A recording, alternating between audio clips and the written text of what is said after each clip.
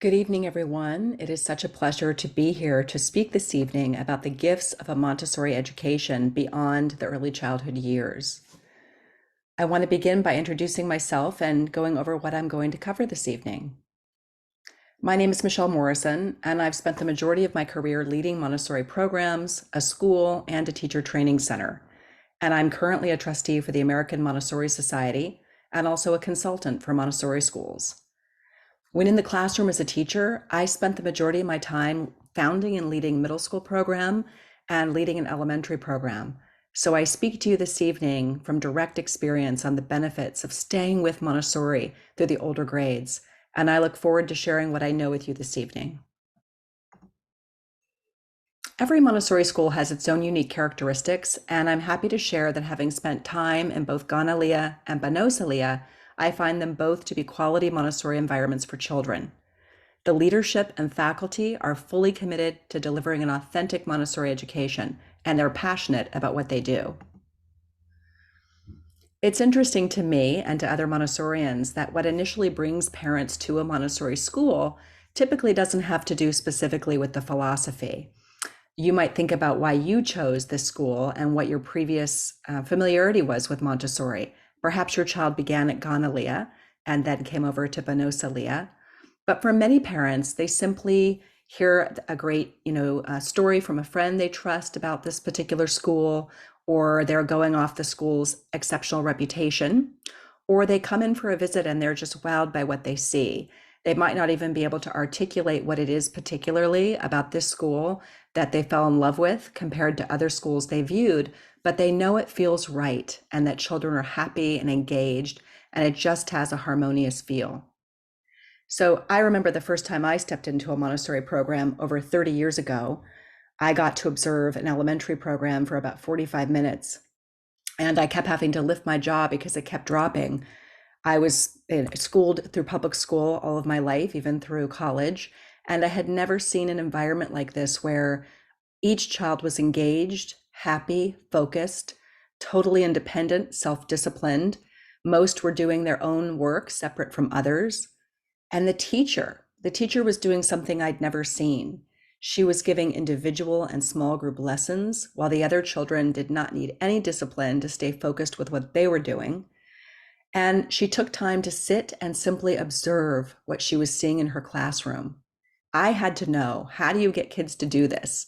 And that curiosity led me to a major career change and a 30 plus year career in Montessori that I cherish. If you can't tell by the end of this evening, I'm extremely passionate about Montessori education, and I wish that every child could experience it and every family could understand the principles so that they can parent by that as well. So let's continue.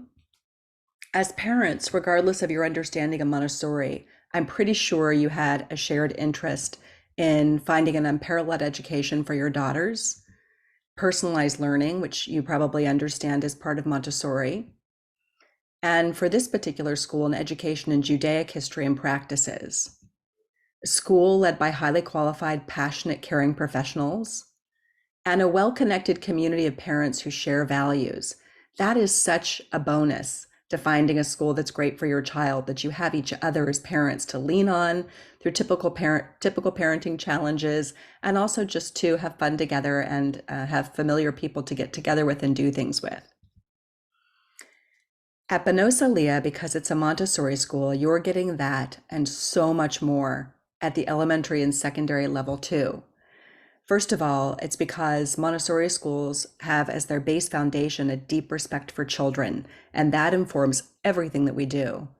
On top of that is the layer of teacher training that exceeds by far training for traditional school.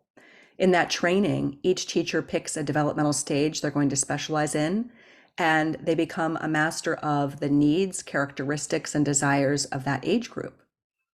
From there, they're able to build a prepared environment based on the Montessori materials Dr. Montessori and her followers created, and also innovating with brain-based best practices in contemporary education. They are looking not just to educate children on the academics, but to create independent children who love learning and are going to carry that through in their higher education and in life. You might not have heard this phrase before, but with a Montessori education, you're also getting a constructivist approach to education. This is very different than traditional education.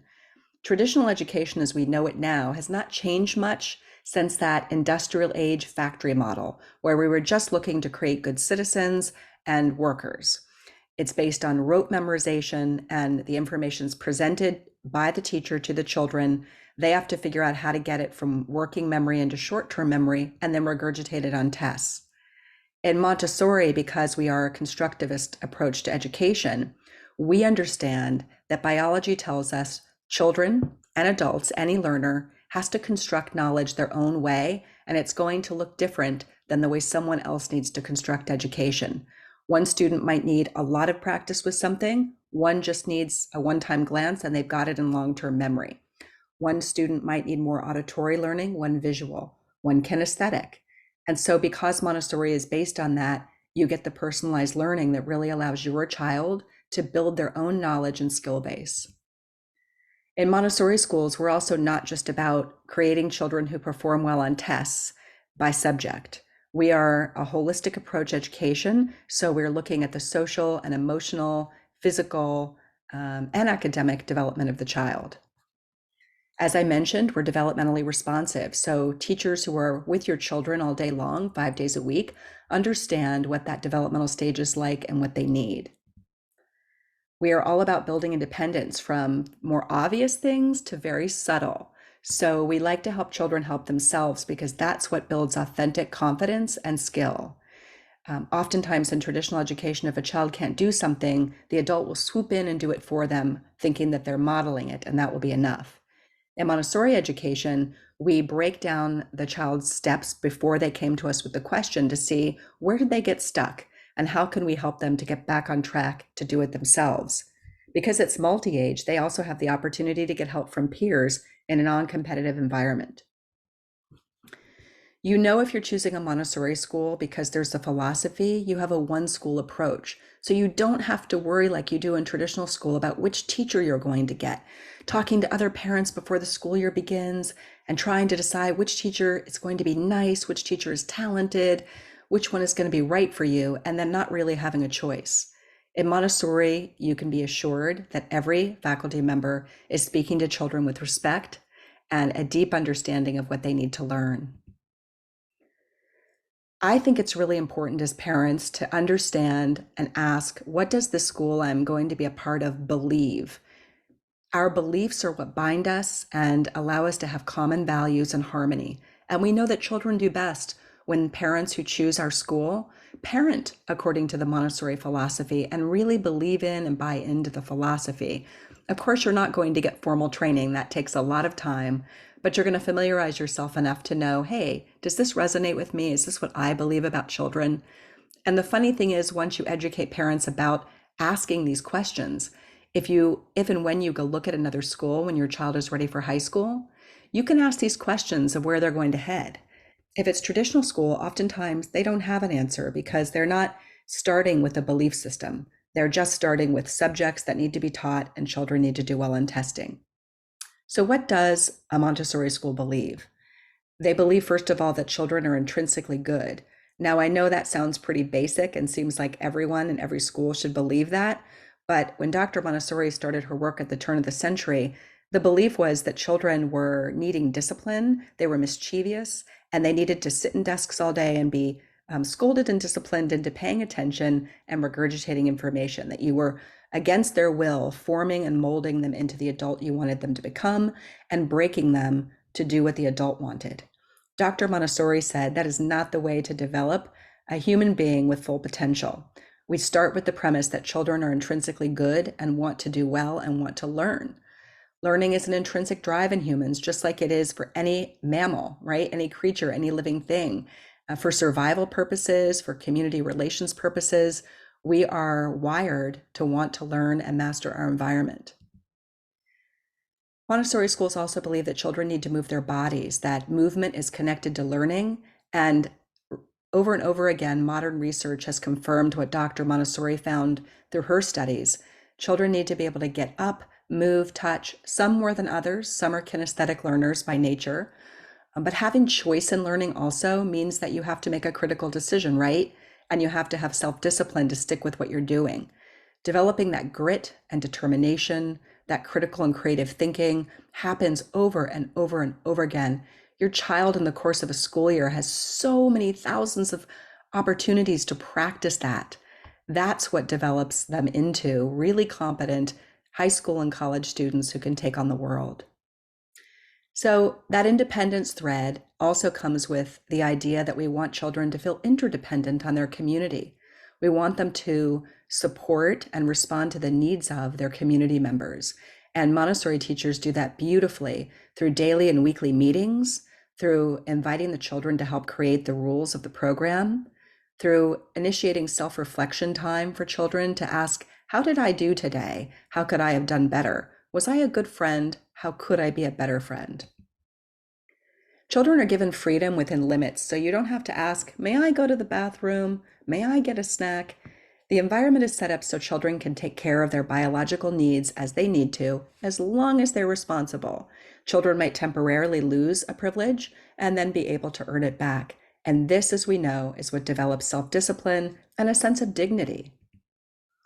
Each developmental stage has particular tasks the child is driven to complete, and I'm going to show you a graph about that because you're going to be impressed that your teachers are experts on this and your daughters are getting an environment that addresses this.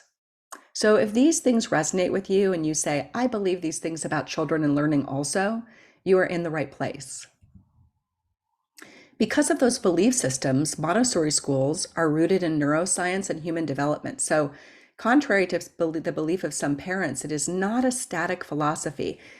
We didn't stop when Dr. Montessori passed away in the 1950s. We kept going because, as she said, this isn't a philosophy I made up.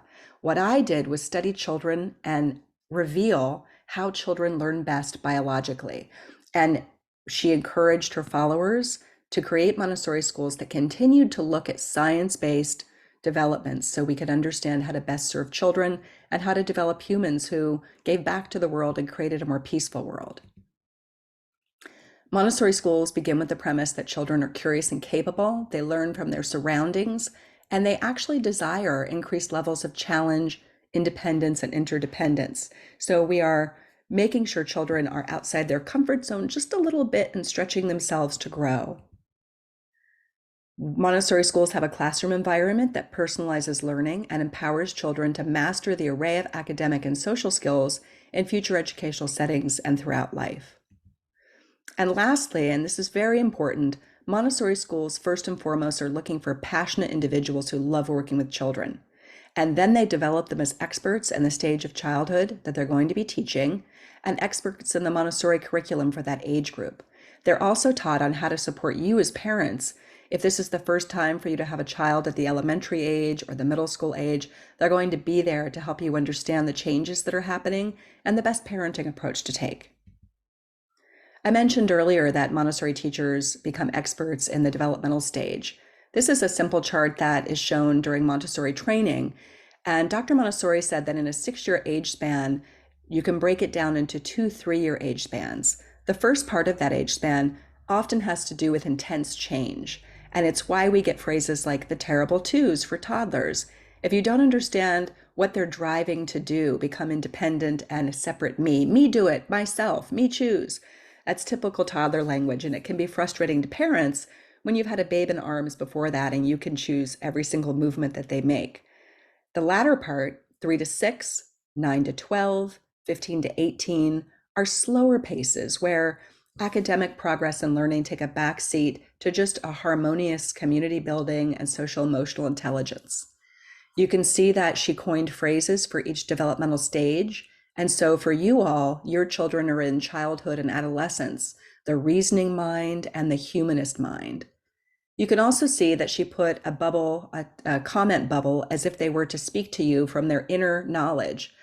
Elementary kids would say, help me think, help me understand how to be a critical, logical thinker. And I want to know all the hows and whys of the way the world works. In adolescence, that changes to help me think with you so that you can guide me to a more advanced adolescent and adult way of thinking.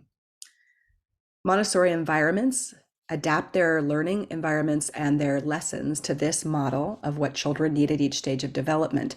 And it's rather subtle. So it's not something you're going to see the minute you peek in the classroom for 5 minutes, but know that every single interaction a teacher designs is based on the needs of this age group. So I want to show you key attributes that you already are going to say, yep, recognize that, recognize that. These are true for any Montessori environment. I happen to have a picture of an early childhood environment, and you'll recognize the shelving, the obvious Montessori materials. But as I put each bulleted item up, note that these are true too as you move into the later elementary and middle school years, where it's less obvious in the physical space that this is different than traditional education, even though it really is. You're going to have an aesthetically pleasing, prepared environment because Dr. Montessori understood that children are calmed by neutral colors, not too much busyness on the walls, quality materials, not a lot of plastic, living plants, sometimes a class pet to take care of, and a design that allows for freedom of movement and noise control. You're going to have a fully prepared teacher. The lead teacher in each Montessori environment should be fully trained in their level for Montessori, and they guide the assistants and the other specialists. A deep respect for children and childhood, as I mentioned, a belief in children's capabilities, which really through science has proven that if children have somebody who believes in them, they achieve better. And every one of your teachers here at Bnos Aliya believes in your child. A sense of community, which is rare these days, right? Instead of being in a school with a sea of children and thinking, oh, they have so much choice socially, really, you're building an authentic community of a smaller group where you have to work out differences. And isn't that how life goes? Your family and your workplace, you don't have 200 people you have to be in relation with. It's smaller. And so that's important for children and makes them feel safe. Children are given real responsibilities. Beyond creating the class rules, they have classroom setup and cleanup responsibilities.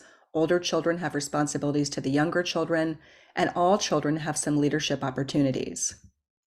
Grace and courtesy, an old-fashioned term, but it is modeled and expected in Montessori schools. You get a rigorous, personalized curriculum that often far exceeds what you will find in traditional school. And time and space for children to socialize and exercise.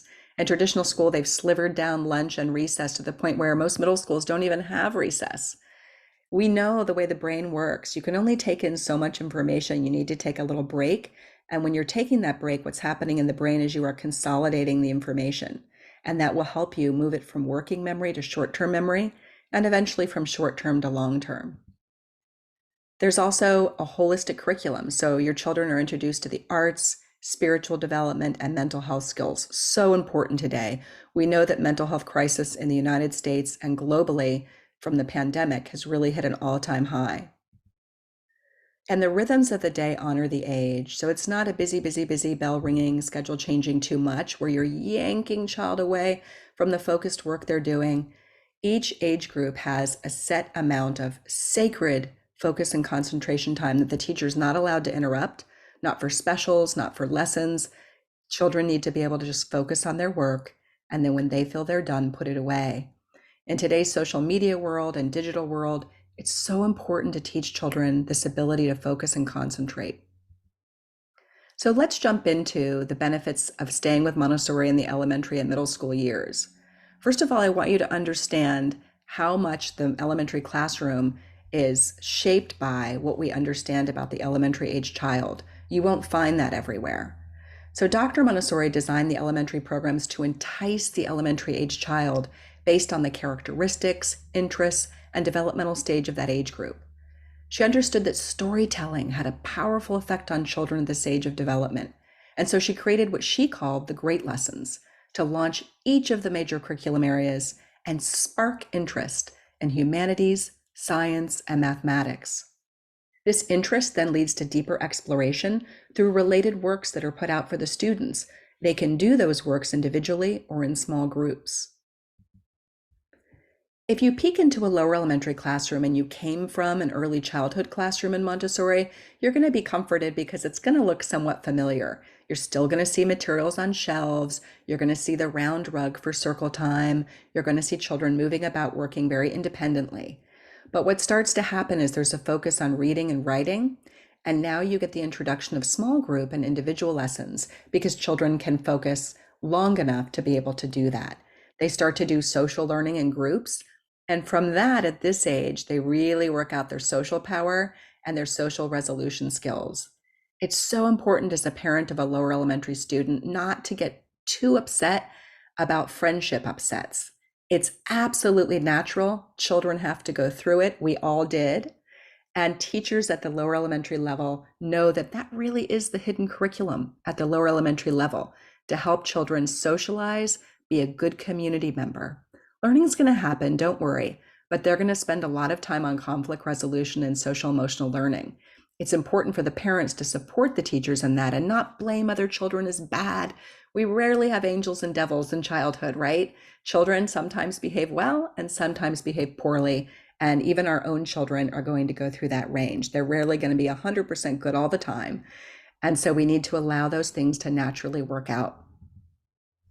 By the time you look into an upper elementary classroom, you might start to say, there are less materials. And that's true because now we're introducing a reference library. Students are working with reading and writing, and much of what the work they have to do to turn in involves reading and writing. They also start to practice presentation, and that is such a gift in a small school. In a small Montessori school, your child gets practice over and over again in articulating their understanding. That will lead to a high school and college student and an adult who's well-spoken, can engage in debate and discussion and Socratic dialogue, can write well. That individual attention in a small environment is really fantastic at this age. When you look in an upper elementary classroom, the feeling you should have is that the children are joyful, they are excited, they are enthusiastic, and they're advanced in their social graces. They'll often come up and greet a visitor, ask them why they're there, they're curious, show them where to sit, offer them a snack or a drink of water. It really is an age of harmony, upper elementary, and done so beautifully in a Montessori school.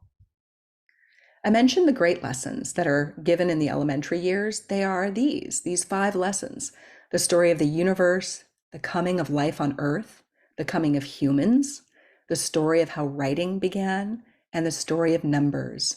They are told in a fantastical, impressionistic way. Children are mesmerized by these great stories, and then they go through all their works with timelines, matching cards, writing reports, doing research, and they come to be introduced to their world in a way that really is fantastically matched to their age group. As I mentioned, upper elementary is a time of great activity. You're going to see your children bring home a ton of written work because they are in that age of productivity. They delight in completing really big works now, not just something that can be done in an hour, but maybe something that takes 2 or 3 days to finish. They are keenly aware of the social order in the classroom, and they want to be the one who has friends, who is in charge, who gets to say what game they're playing at recess. So important to succeeding in life as an adult and all of our relationships is that practice. Elementary children focus on fairness and justice, and you'll often hear that phrase, that's not fair, maybe at home and at school. In Montessori schools, we engage children in helping to come up with the class rules, as I mentioned, and also discussing when they feel like something's been violated. The teachers model and expect a strong work ethic, but also collaborative learning is okay.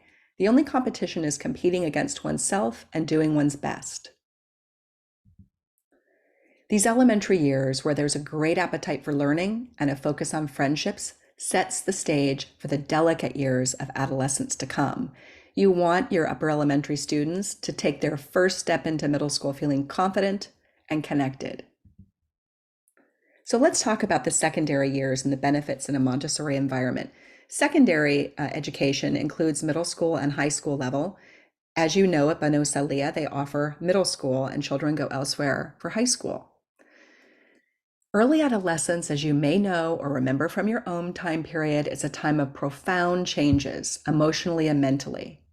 After a period of relative order in the elementary years, that sense of order is disrupted at this age. The children are seeking an answer to the essential question, who am I and who do I want to be? And they need to answer that in context to the communities they're a part of, but also find out who they are separate from their family, which is so defined who they are up to this stage. Their noble task, as Dr. Montessori said, is to form an idea of self and also to build those strong relationships socially. Middle school is often compared to toddler age in the sense that there's great change and some ambivalence, right? They want to grow up, yet simultaneously they want to remain safe and secure as a child. So one day at home, you might find your middle school age child insisting they can do something alone or they should be given a new privilege. And the next day they want to cuddle with you and just stay home and play a board game. In Montessori schools, this age group is handled with great care, understanding that the productive years of elementary now pivot to a focus on socializing, wanting to apply learning in the real world and find out, why does this matter? Why do I need to know this? Expanding one's thinking to a more global perspective, so giving that introduction to the world, and developing sharp reasoning and critical thinking skills, which are honed through debate, dialogue, and discussion. Montessori schools are focused on real-world applied learning, self-construction, global perspectives, collaborative work, personal reflection built into almost every session, logic and reasoning, and now they're moving from concrete to abstract thinking and can take on things like algebra. Adolescent communities allow opportunities for collaborative work and student leadership through daily student-led community meetings, activities such as exploring philosophical questions through Socratic dialogue, inquiry-based problem solving, applying the scientific method, encouraging a diversity of perspectives and thought and learning styles. It's a community within the classroom that encourages participation too. You really can't sit it out. And that's one of the benefits. It's very easy to hide in a large middle school, sit in the back of the room and not say much. In a small Montessori middle school, every child is known, they're valued, and they're not let off the hook for participating. And that's what you want, so they go into high school confident and prepared. Montessori secondary schools promote responsible and ethical use of technology. They know how to balance it just right. And the majority of the school day is spent in learning activities that require real interaction and articulation, not just on a computer. The Montessori secondary curriculum is characterized by interactions that deepen learning. You want to take that foundational learning and have a spiral approach to it, so you're revisiting it, but now through a new lens with abstract thinking and more critical thinking where you can apply it to novel situations. Honestly, it can be a delightful age to teach if you set it up so that it meets the needs of early adolescence. Just as I mentioned, toddlers get a bad rap with that phrase, the terrible twos. A lot of times when I told people I taught middle school, they said, I'm sorry for you. And I said, oh no, it is a wonderful age to be with when you do it right. In summary, I put this list together and I know it's a bit overwhelming, but I want you to see that anything not highlighted just moves over. Same thing you'll see at the younger levels of Montessori, you'll see at the older levels, such as a foundational respect for children. The highlighted things just change slightly, so they're less visible. You can't just pop in and say, it's Montessori because I see materials. You have to look and listen a little bit longer to see what's going on. Some physical learning materials are still offered at the older level, but they're introducing texts and labs and applied learning, and they're really making good on Socratic dialogue, which develops that critical thinking and self-reflection. Children work more collaboratively, they're leading on community meetings and jobs, and they have less choice in what is learned because they have to complete certain works by the end of the day and week. But within that umbrella, so say they're studying plate tectonics, they'll have some choice of what aspect of it they're most interested in and what they want to present. Teachers help students to help themselves, and they draw out the best in a child rather than doing or thinking for them. Critical to develop self-reliant, capable thinkers and community members is this environment where children feel safe to take intellectual risks. And then in 1,000 little ways, in every day, a Montessori teacher at the elementary and middle school level are prioritizing the whole child development. There's no comparison to traditional school. It is hands down more responsive and effective in developing a healthy human being who can be competent and capable, but also give back to the world. Montessori learner outcomes that are known around the world are that children leave our programs confident, independent, with strong social and verbal skills, strong self-management skills, so important to managing your academics, a love of learning that continues for life, a commitment to community and to creating a better world, and effective conflict resolution skills, which you cannot underestimate the impact of. In terms of hard evidence, a book I would direct you to is Montessori, The Science Behind the Genius, written by Angeline Lillard. In it, she goes through all the research to date that was available on Montessori schools. One study in particular studied 5 and 12-year-olds on cognitive, academic, social, and behavior measures. And what they found was students who attended Montessori schools advanced more rapidly on math and literacy tests, and they were stronger in creativity. Adults who had attended Montessori schools self-reported elevated psychological well-being compared to those who had not attended a Montessori school. And there was a stronger sense of community and belonging among Montessori students. In a multi-age environment where children stay with the same peers and teacher for multiple years, true community forms, and children feel safe to develop the skills of resilience, independence, and conflict resolution. And we know that well-being factor is significant as it predicts better health, better work performance, longevity, and more positive social behavior and relations.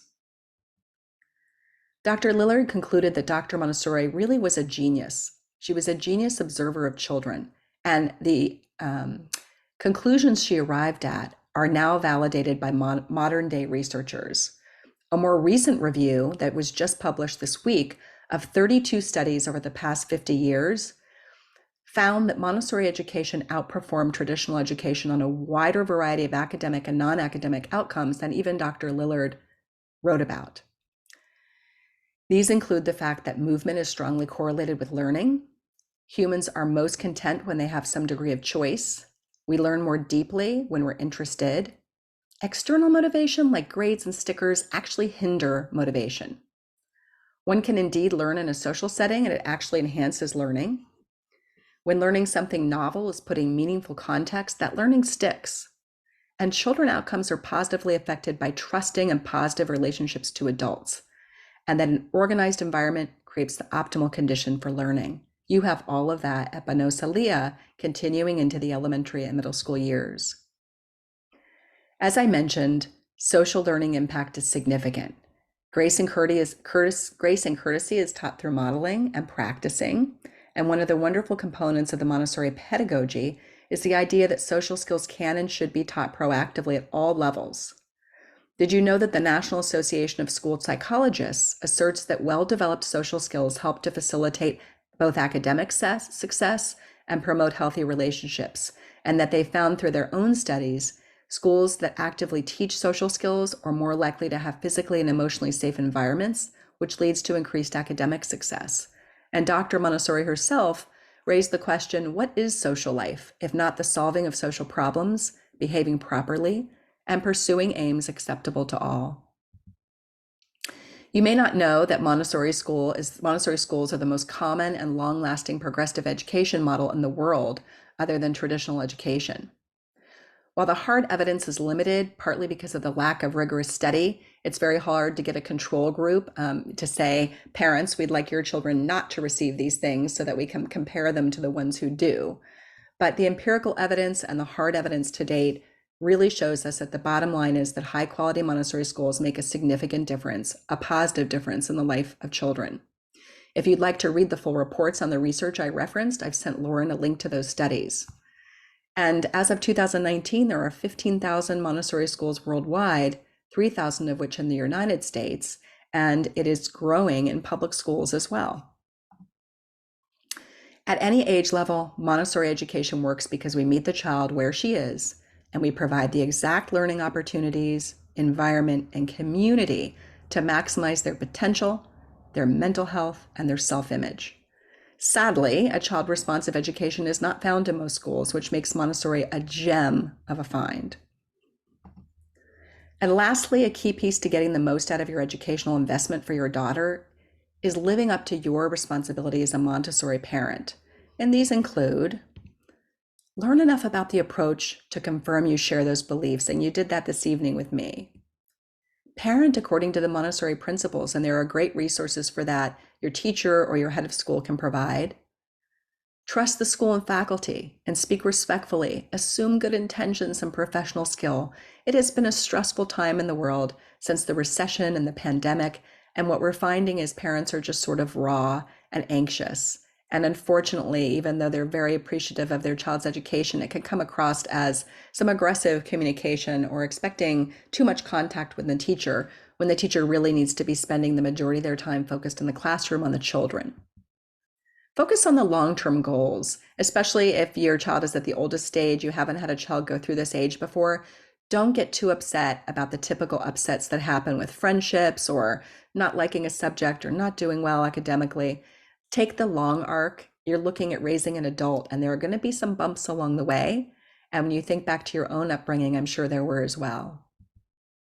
Get positively involved as much as your schedule allows. Schools always appreciate that. Show up to meetings like this and parent education. That's where you'll not only learn, but connect in community.